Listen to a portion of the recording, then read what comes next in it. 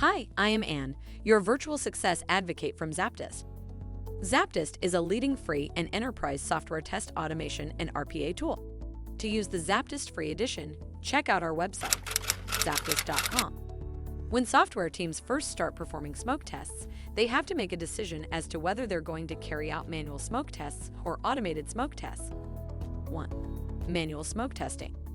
Manual smoke tests are quite easy to design and can usually be performed by non-technical professionals from outside the QA or development teams.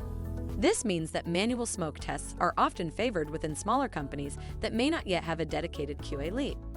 When carrying out manual smoke testing, it is important to test a number of use cases that cover enough of the software's core functions without covering so many that the smoke test takes too long to carry out.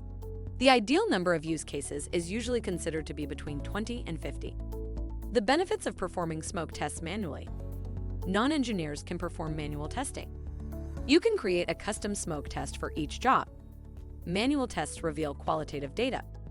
When team members carry out manual smoke testing, they can use their insight, intuition, and judgment to assess whether the build passes or fails and how or why.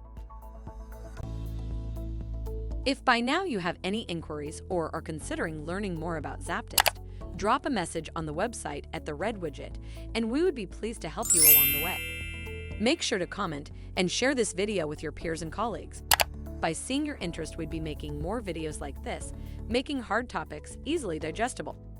Thank you for watching. Make sure to read the article linked in the description.